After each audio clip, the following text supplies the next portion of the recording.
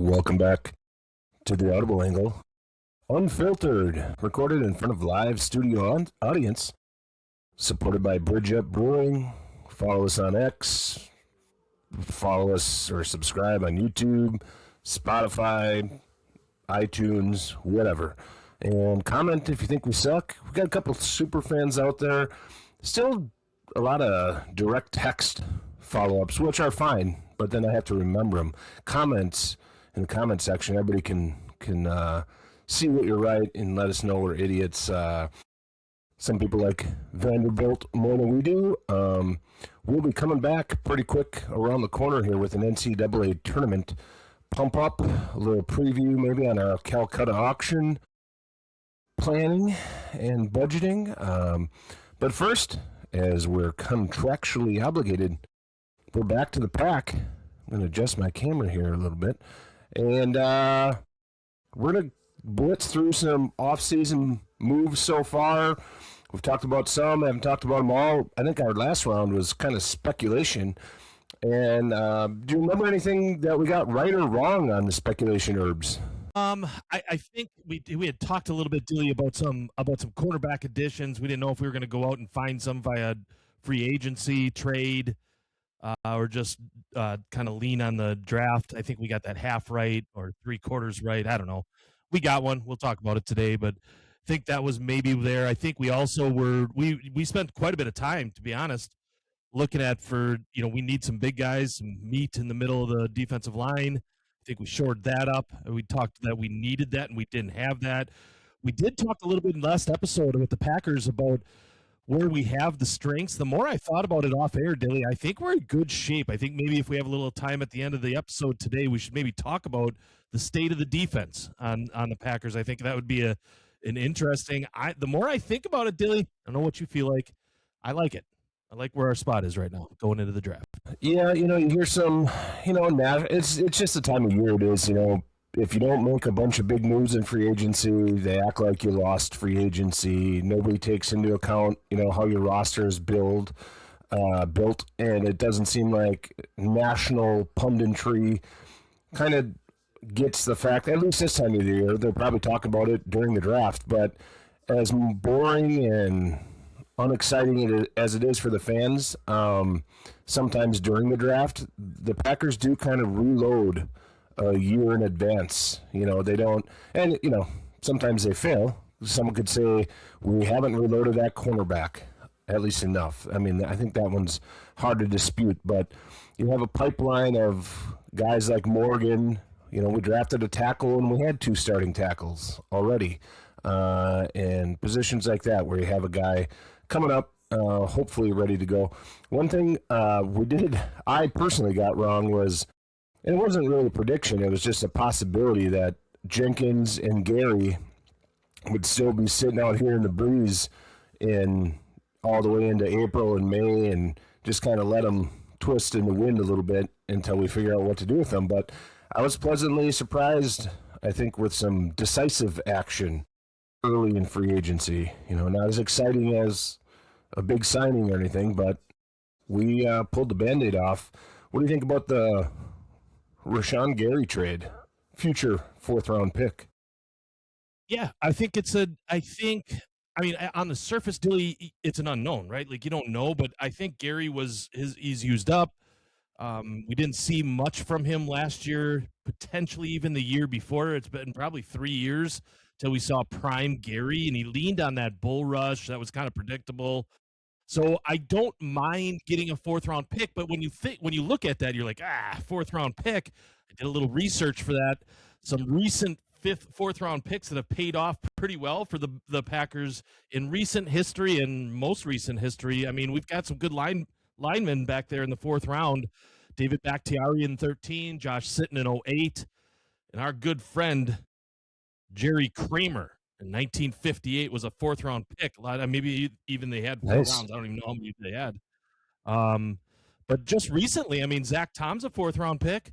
Romeo Dobbs that we just lost, we'll talk probably about him today. Mike Daniels from the Super Bowl era, he was a 4th-round pick and probably better known as a Lion because he kind of splashed there. He kind of started here with us, was Jamal Williams, running back. He was also a 4th round. So that gives you I mean, a good reason to be up, positive. Now, a lot of those were not picked by our friend Goody, and it was his predecessor and the predecessor before that. But I have some. I think it's good value on a player that I don't know. He'll probably flash a little bit, but he's not an every down player anymore. So I'm glad Gary is gone. Yeah, I think it's if you grade that move anything less than an A, I think you're possibly delusional because, as everyone speculated, he was a likely cap casualty. So how we got Dallas to give us a 4th-round pick for a guy we're probably going to cut. We got all the cap savings we could, same as if we cut him.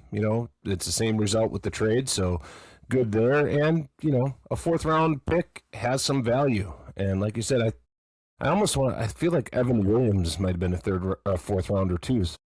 Another success in there. Could be wrong on that one. But yeah, to get something out of that it just wasn't for a guy making that much money, and that's always part of it. He wasn't playing noticeably better than Ingabari, who we lost, or Van Ness, who we have. And frankly, kind of jumping around here a little bit, but my guy Brenton Cox, who has signed to come back, he'll be back in the fold. I don't know if even in a worst case scenario where there's no other upgrades, no young guys develop on the edge, and it's Brenton Cox out there. I don't think he gave us or would give us much less than what Rashawn Gary was giving us anyway. So, you were mentioning the defense overall. As scary as it is, losing Rashawn Gary and Ingabari, a guy who played quite a bit, you kind of feel like we might be okay. We still might be okay at edge. You'd like to get better, like maybe get a splash in there somewhere, but yeah, I mean, we're one thing I think we are right on, and you asked to kick off the show today, Dilly, is what we were leaning towards Gannon playing as a base defense, and I think we're all in agreement that that's going to be a 3-4 now. And guys like Gary, guys like Ngabari, are they outside linebackers? I don't know. I think they're probably more, hand in the dirt kind of guys. And right now, I think the starting 3 are kind of sorted, at least the edge players. I think Devontae Wyatt starts there, and I think LVN starts there right now coming into the season, notwithstanding any draft picks that might be top end. But you kind of look at those 2 players as being Micah Parsons on the other side, kind of pairing to that. Neither one of those guys is going to guard if he plays at an outside linebacker position, right? Like, I just don't – I mean, in a 4-3, there's a role for him. But I don't know if in a 3-4, if there is. You may have a different view. That's fine. But I think we look at it on a defense as a whole. I think we've got guys there that we can fill in. And salary cap is what it is. You have to save where you are. When we last signed off talking Packers, Dilly, we were $4 million under the cap. I think as it stands today, barring maybe plus $1 or $2 million, I think we're pretty close to $25 million in salary cap space right now with all of those things that we changed and added. And there's some big adds that we'll get into yet. I think the Green Bay Packers, as we sit right now on the 15th of March, are in pretty good shape. I don't know how much you save, Dilly. Maybe you can answer me that question. How much does a team save to sign draft picks? Like, is that like a $5 million deal that you'd use to sign draft picks? Or? Well, the good thing is that it's the salaries are essentially slotted now, so there's not a big negotiation. You can see the picks you have. And you can even factor in if you're going to trade up a couple picks to move up into the first round or pick up an extra second round pick or whatever, you can kind of have an idea. Now, I think it might be more like 8 to 10 or 12 million. It just depends on how many picks you have. The Packers don't have a first round pick this year, so you'd think that budget would be a little smaller.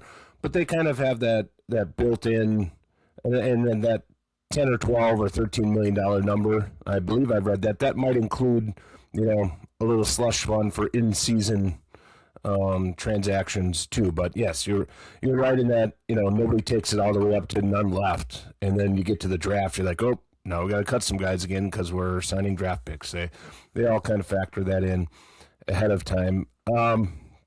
Let's stay on the defensive side of the ball before we move over to the offensive line. Packers added Javon Hargrave, and we did kind of allude to signing a big old guy in the middle last week, so we think that's probably a good move. He is 33, that's a knock against him.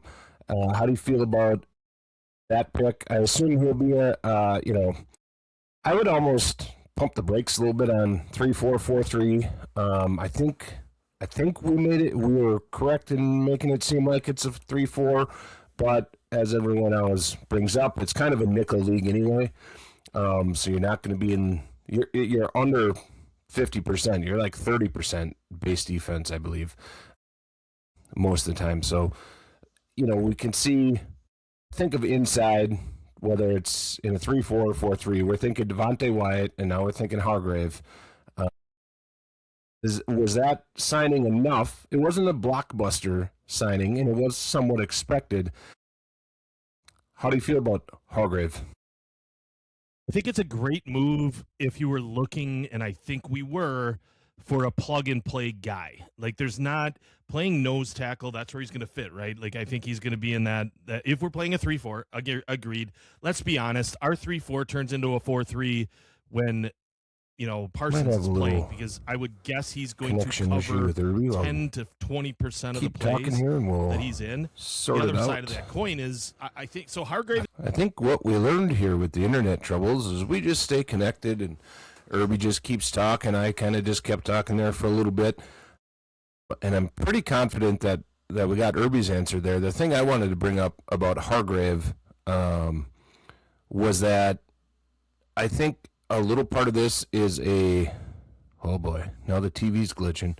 A little part of this is the drop off that we had with inside pressure when Wyatt went down last year, and Hargrave is a little bit more of a pass rushing disruptor up the middle. So we potentially, obviously, if you have them both, you feel great, and if you lose Wyatt, you're not just mailing it in on the inside pass rush when you have a guy like Hargrave. The other thing I'd add is, this may be a little scuttlebutt in Minnesota, but I don't really remember him being a big impact, but it sounds like it was a little bit different role than what he had in the past in Brian Flores' defense. So if you want to be optimistic about it, he'll be more like the Eagles' Hargrave, who was a very good player. Dilly, the one thing I want to add, I get more optimistic about this defense if it is a 3-4 defense. I truly do, because Hargrave fits better in that scenario, because we don't need him to be a game wrecker. We have one of those already. We literally have a game wrecker. We need the rest of the guys, LVN, Wyatt, Hargrave. We need them to be solid and do their jobs. We don't need any more game wreckers, which lessens the loss that we have to the Cowboys last year with our nose tackle, or our game wrecker, if you will, in the middle of the park. We did miss him, but we add Hargrave. All he has to do is hold serve until we find the next one. And that's what it's there. It's a plug-and-play game. I think with him, with that specific one, and it upgrades our defense immediately. I don't care. I mean, everybody that loses a guy, we're saying the same thing about Gary, be like, he wasn't that impactful. The other team that got him is pretty happy about him. Like, they're looking forward to him, and man, he's not necessarily a game wrecker, but he can make a difference. With Gary, we're like, been there, done that. We have our game wrecker, so we need Hargrave to be solid, which he will be. Staying on defense a little longer. St. Just. Are you familiar with St. Just at all?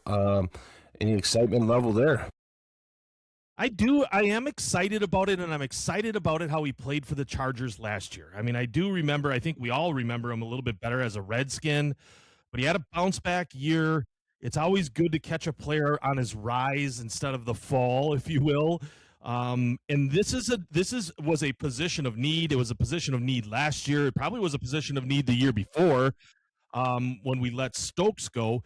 So it's something. I like cornerbacks, Dilly, that are big. He's 6'3", 200. That's a big corner. He can make a difference. And we have two other corners now. When I was the biggest one, right? complaining about Nixon and Valentine because they're not number ones. But I'll tell you what, if Nixon is our number 2 or Nixon can play off the other team's number 1, I think we're in better shape. We draft 1 or 2, which we always do. Maybe we hit on one of those, right? And let's see what the late free agency or the cuts in training camp, how that goes. And we've got a little cash. I like that we're probably, if your math adds and maths out, we've got about 15 million, unless there's a big splash, which I wouldn't doubt there's a splash yet out there. I'm not sure there's very many left, free agents wise or trade wise. But I like St. Juste. It fills a hole. He's a big dude. I mean, as 6'3", 200 corner, that's great. I'm positive. I like it. Good move. Yeah, I would say it's good to know that his days in Washington, which were quite a bit more sketchy, and his days with the Chargers were better. From what I was able to read a little bit, he's also a Minnesota Golden Gopher, and he was pretty good there. So there's some other good memories of him being a decent football player. But the book seems to be kind of out on him. Like, he had a resurgent year, a better year, because he was being utilized in zone coverage. And he was not too good when he was playing a bunch of man coverage. So at least he's a veteran guy, plays on the outside, and they kind of know, hopefully they know what he's good at and utilize him that way.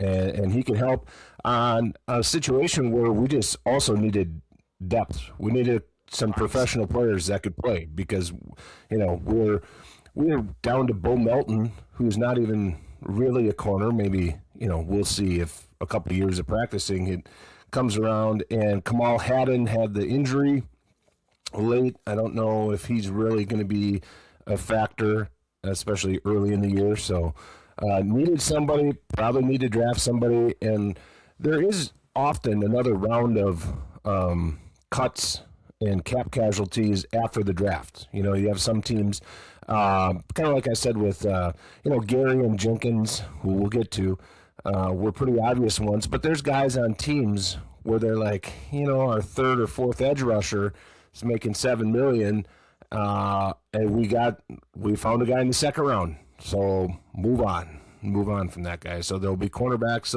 There'll be guys that become available, and we'll see what happens there. Dilly, can I ask just a quick question, comment, all we got. concern? Yeah. Go ahead. Yeah, the one thing I want to say is about St. Juste is really we don't need these star corners, do we? I mean, if our defensive line, Parsons, some of those studs that we have in the linebacking core, if they're doing their job, we just need guys that can cover for 3 to 5 seconds, right? 2 to 4 seconds. So it's not like we need a stud lockdown guy, because it's more of a by committee defense anyway. Let's see how Gannon plays it versus the past few years. But our game wreckers are never going to be cornerbacks in Green Bay. I just don't think we pay like they do, and they haven't proven that. Goody's not that game. So that's why I'm so high on the St. Juste. I think it was a good move. We filled a hole immediately, just like Hargrave. It's a plug and play. He'll be our starting corner, one of them, when we start, barring injury. Yeah, it's we don't have a big long history of shutdown corner types. Now, even if you think back to some of our best, Charles Woodson, and then he kind of moved to safety. That's a once in a generation player.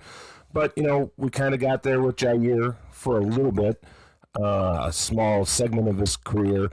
But a lot of our guys, Tremont Williams, they were finds. They were guys, later picks, street free agents that could end up playing well. And, unfortunately for fans of the draft who wanted Cooper DeJean desperately for whatever reason, that's not been the Packers' strong suit. Drafting high cornerbacks and having a guy that says, here's your side of the field, shut it down, and the rest of us will do our part. So we got safeties.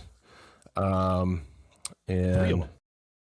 I like where your head is at on the defense, because I do kind of feel the same way. I've talked a little bit about Sorrell. Sorrell is he's probably going to be an edge. Again, we're always guessing a little bit at this point of the year on what the new defense coordinator is going to do. But to me, he showed a little promise last year, and it's like I said in the beginning, we kind of drafted some guys and have held on to some guys that have been around for a little while and hopefully developing. I was going to get off the defense, but it's all defense all day around here. We would be remiss if we didn't mention the loss of Quay Walker. I liked Quay. I think a big part of liking Quay was, man, he had flashes. He was young. He's athletic. Seemed like there was splashes, and you were kind of always waiting for it to come together. And for whatever he got, 12 million, 13 million, or whatever, I guess it wasn't likely to be a price tag where you could say we're still waiting for it all to come together to be a game wrecker, like you like to say today, a game changer. He flashed, but he wasn't like a consistent force at linebacker. You gonna miss Quay? Quay Walker. Yeah, Quay Walker was the prototypical really good on paper. Like, he had really good numbers. He looked really good in the locker room. He looked really good in warm-ups. Great athletic body. And then it was like every game was over and you're like, I don't know. Don't hate him.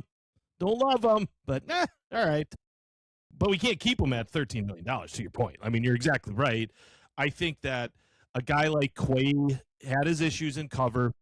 Remains to be seen. I think one of the challenges that we're going to be talking about probably week 10 of next season is Zaire not covering, because I've seen some tape on him that ain't great on cover.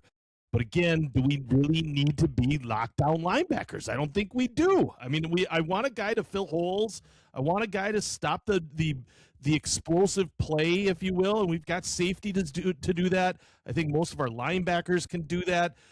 I'm okay with Quay leaving. I was okay with Jenkins leaving. Dilly, we got both of those right to a point. You thought maybe they were going to be on the team. I thought that Zaire signing sealed the fate for Quay. And you thought, and quite frankly, you look at what Jenkins got, and boy, we could have probably paid him $10 million, don't you think? I mean, he could still be a Packer if we knew that his number was $10 million. Is that what Jenkins got? I know Rasheed Walker just got $10 million. I can't remember what Elgin Jenkins got. The thing about Jenkins is, he was, if you remember last year at the start of the year, and probably smartly, he was kind of flirting with doing a little hold-in because he kind of knew this contract bubble was coming. So that was kind of sealed in fate when he got injured and wasn't, an instant superstar at center before the injury. And he's getting older. Rasheed Walker signed for $10 million, 1-year deal with the Carolina Panthers. And on paper, people were excited, like he was going to get 4 years, $80 million or something, and get us a huge compensatory pick. But I think the problem with keeping Rasheed Walker around would likely just have been his bad play was very bad. So he was kind of like solid or bad, and his mistakes were, he'd line up wrong every once in a while, some false starts, some whiffs, so big problems, and that didn't project to being a good swing tackle, at least in my eyes, because that's where you want just the steady, reliable part. And if you're asking him to know right tackle, left tackle, that didn't necessarily project to me to be a good investment. I'm sure when you see that he got $10 million, you do kind of think, well, boy, that was pretty cheap. But I'm not worried about losing Rasheed Walker. I'll be honest. I'm going to look up Jenkins' contract here. 2 years, 24. So he got 12 a year, Jenkins. So you're right on the 10 million for Rasheed, 12 million a year for Elton. I think, to be honest, 10, 12. I mean, there's going to be some commentators. You probably already have a text in your inbox that says, "How do you not know Elton Jenkins got 12 million a year?" Whatever. But I guess I kind of would like to see the Packers spend a little bit there, but then maybe we don't get the splash that's upcoming here shortly. I don't know. It's just, I guess, we're okay. I'm good with it. Yeah, it's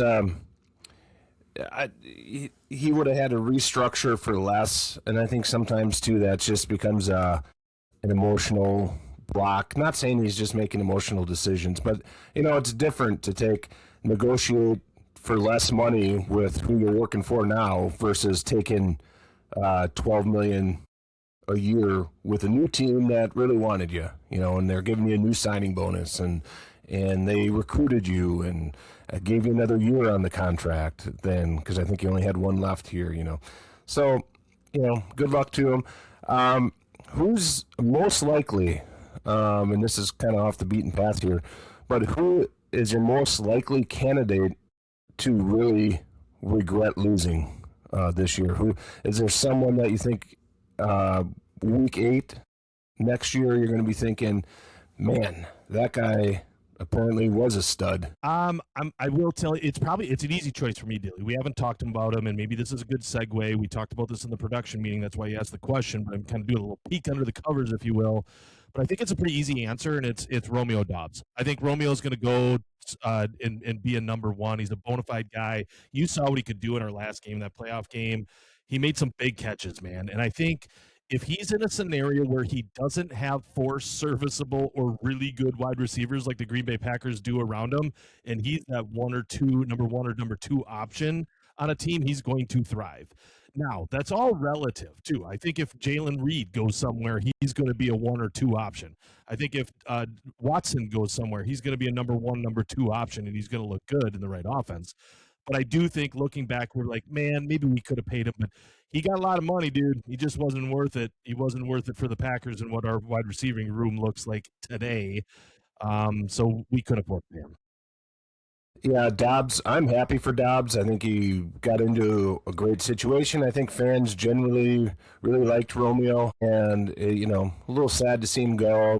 The thing with the concussions, not last year, but the year before, that was a little goofy because he had a couple in a short period of time. So that always worries you a little bit, like, ooh, is the next one the last one for him? So that was a little scary. He's going to a spot, and I just recall us breaking down the playoffs, and I think I mentioned this before. It's like we kind of made it seem like Diggs was still a good go-to receiver, number 1 receiver, but really they got nothing there. They got some dudes. So Dobbs, if he gets 10 targets a game, he's going to have 1,400 yards receiving and 12 touchdowns potentially. I think it's a great spot for him. I think he's a good fantasy football guy to kind of remember down the road. In the later, late mid-rounds, early mid-rounds, late early rounds of your fantasy football draft. I'm surprised I wasn't actually thinking of Romeo at the time. I was thinking of Quay Walker. And it could, how I explained with St. Juice, he's been around a little bit, a couple different systems, and the Packers probably have a good feel for what he can do. If, depending on the scheme in Las Vegas or Oakland or Los Angeles, wherever the Raiders are now, they might utilize him in a way, like why bother having this guy very involved in coverage? Just send him. He's a guy that can kind of pass rush up the middle. He likes blowing up running backs. If they use him in a different way, he could have, the kind of numbers and the kind of impact plays, especially if you're not watching all the Raiders games, so you just see the highlights, see some highlights each week of him making a couple big plays, and you could think, man, he was just a year. We just need another year for him to fully match his potential. Other than that, I don't, Ingabari, he was a solid guy, and he's going to the New York Jets to wither away and, get to where he gets pension and, be a 7-year vet and be out of the league. You know why I might regret as a Packer fan losing Quay, Dilly, would be for the reason, like, we dealt with all of his brain farts, his stupid 15-yard penalties, and it seemed like he turned the corner this year. Like, he didn't do a ton of that stupid stuff that, like, truly cost us games. I do believe Engebare, if he went anywhere else in the league other than the Jets, would have been a guy that you regret losing, right? Like that dude had some raw want to. Part of that was probably because he was playing for this next contract. I get it. He wasn't a Rashawn Gary who played for his next contract with the Packers. Remember that came with us, and Gary's like, whatever. It's like my last contract. I'm kind of done after this anyway. So I think Quay, you're right. Put him. I think he's on the right bus with the Green Bay Packers. I think he was. He just was in the wrong seat for us. Playing the wrong. It was sitting in the wrong seat on the right bus. So now he's on a different bus. Yep. Yeah, you're right. With Ingabari, it would have been, he could have been, he might have been the Bears' best pass rusher if the Bears signed him. And that would have been annoying. Speaking of our fellow NFC North combatants, let's start off with the big one. Kyler Murray to the Minnesota Vikings. How worried are you about a resurgent Minnesota Viking offense? This is a typical Minnesota Vikings reach at quarterback. Like that entire, like that whole program, the whole facility is just reaching for relevancy at the quarterback position. Like there's so many different options. You could have went out and got a 41-year-old quarterback that played a lot for the Browns and the Bengals last year and been better off today than Kyler Murray. Now you've got another question mark at quarterback. I thought your guy was on the roster. I thought J.J. McCarthy was your guy. Now you get another proven runner that we're going to try to make into a thrower. You know, Jay Jettis over there in Minnesota's like, are you flipping kidding me? Can you just give me a guy that can throw the football? Like, get me a guy that can drop back 5 steps and chuck a ball. Like, that's all he wants. And they don't do it again. They got Kyler Murray, all 5 foot 2 inches of him. I would think Justin Jefferson would, and we talked about it last year with Flacco throwing to Chase. I think Jefferson would have loved a guy like Flacco. He's just going to stand back there, and you know how he's not going to get sacked? He's going to chuck it to me. If there's a rush, he's chucking it to me. If he's got time, he's chucking it to me. So get your best player, one of the best players in football, get him 12 to 14 targets and just see what happens, give it a go. I don't fault them too much for the signing just because of the way that the deal works. He gets all his money from the Cardinals, and basically the Vikings get charged a minimum veteran salary, so it's kind of like Russell Wilson to the Steelers that year when Denver was on the hook for everything, and he got like $1 million from the Steelers to go stink there. He's interesting, but I think part of that is from fantasy football. He was interesting for a year in fantasy football when he was running in a bunch of touchdowns and scoring your points with his feet, and he could throw the ball enough. I don't know if I've seen a lot of inspiring regular football for Kyler Murray. I assume it feels like, you're right, they added a question mark to a question mark, so they have a bigger question mark now, and the question mark is in the great words of Austin Powers movies, I believe, is in the shape poop in the shape of a question mark. I assume, let's make an assumption here. I assume the plan is for Kyler Murray to win the job, to win the competition, because you can't start JJ and bench him again in week 3 or week 4 or week 5. You gotta see if Kyler Murray can do it, and if he does, then you leave McCarthy on the bench as long as you want until you're out of the playoff race in week 9. Slid that one in, but if he's good, you leave him in. If he's not, then you kind of give JJ the desperation starts towards the end of the year and see how he looks. I don't know. I mean, really, doesn't this just create another problem? Like, by bringing Kyler Murray in, don't you just have 2 years of control with JJ McCarthy, right? Like, that's because isn't he in his 3rd year? So you have 2 years of controllable football. Let's say he does sit all year. Like, ideally, the guy that you brought in, you're absolutely right. Now he plays great. Now what do? Now you're stuck with Kyler Murray? that you just who kind of is a worse throwing Sam Darnold. Like that, who you didn't re-sign. Like I don't understand what you're doing. Like it's and then JJ McCarthy. So now you ship him off to nowhere. Like you cut JJ McCarthy, your top draft pick from the national championship team the year before. Like what are you doing?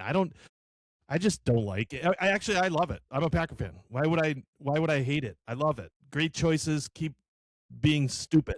Continue that. Regarding the Vikings, I think it's, we're not Vikings fans, so blow us up later. I think they're holding on to the fallacy that they have a winning ready roster. They've kind of been saying that for and they won a bunch with Sam Darnold. And yeah, like we said, they didn't keep him. But they're still, now we're in year 3 of we're the championship caliber roster or a competing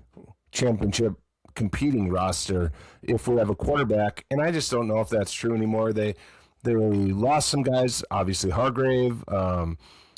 They lost their other tackle because they made big signings last year because they thought they were a defensive tackle away from Super Bowl time. And I think that might end up being their undoing over the next couple of years, is kind of hanging on to that. We're immediate contenders because they could have signed, and I'm just throwing a name out there. I don't think he was really available, but they could have gone with Andy Dalton, just a clear backup, start JJ, and if he's good, maybe you fight for a wild card, and if he's not, you pull the plug. There's a pretty good chance at this point they're not going to know next year.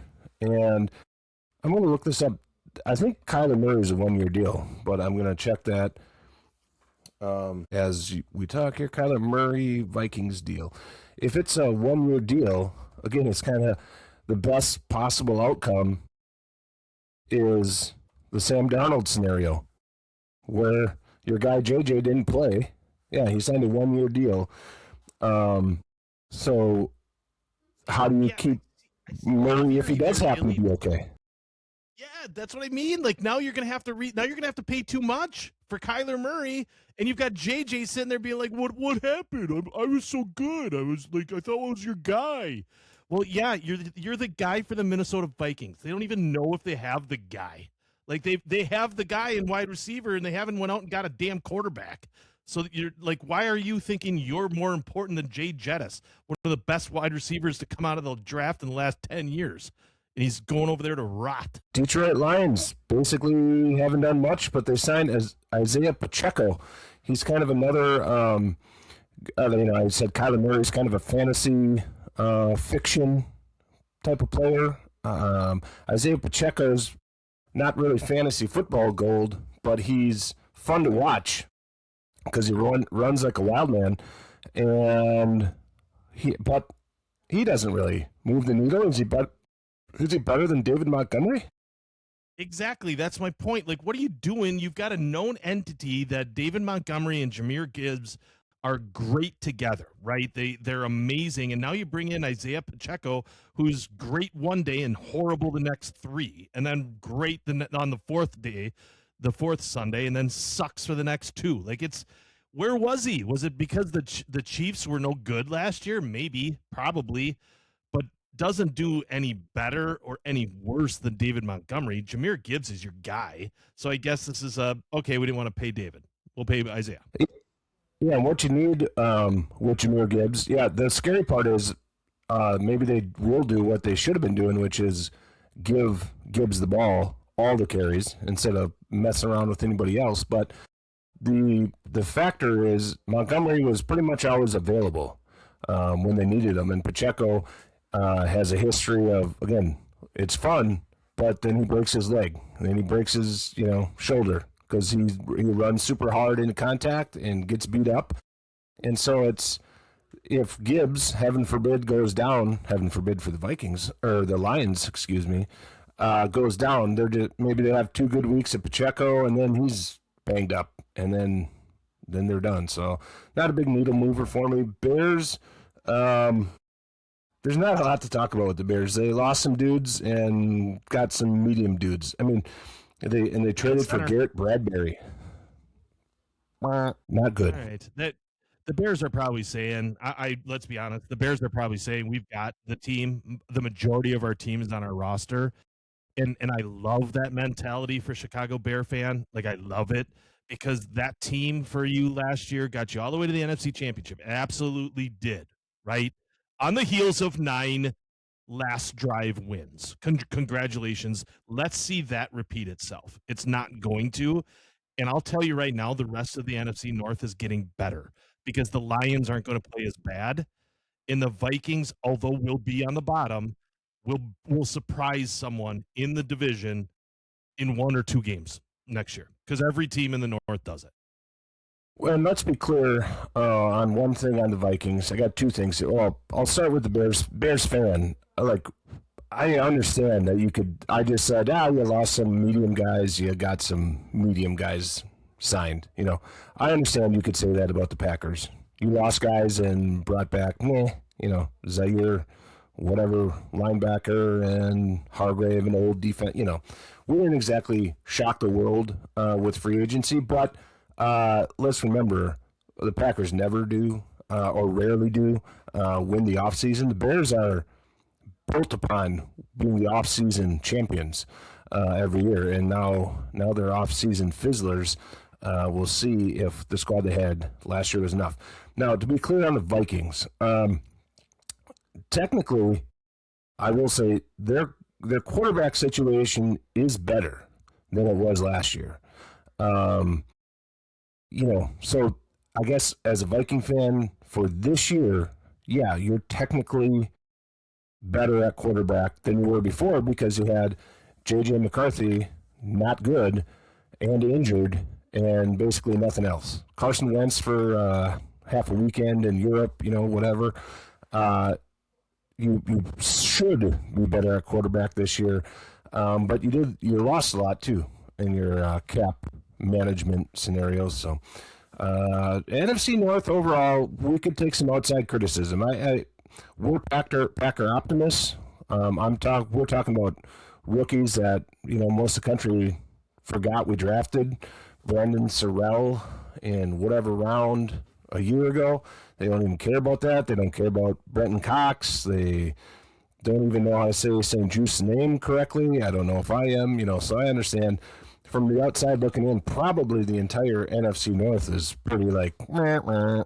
But I think people maybe underestimate continuity and you don't have to. The reason why teams make a lot of big moves is because they stink and don't have their own good players to extend. So caution to the offseason winners. Urbs, we got anything else on the NFL here as the leaders come through to 17? Yeah, I think we should mention 2 other signees and 2 other points. Nate Hobbs gone, net positive for the Packers. I think that's a win for the offseason. That gives that. See you later, Hobbs. Thanks for taking our money for a year and being a joke. And then Sky Moore. I do want to spend 30 seconds on Sky Moore. I think it's an interesting. I'm all for increasing special teams, because the Packers can't get any worse on special teams. They were great punters. We punted the ball amazing. We probably have one of the best punters in the league. But I'll tell you right now, Sky Moore is a game changer in the return game, kicking and punt return. But is he gonna be that guy? If he's looked at as being the 4-5 wide receiver, perfect pick. Perfect guy. We don't have to worry if he gets hurt on the punt return. Who cares? Because really we have 4 starters. Watson, we've got Reed, we've got Golden.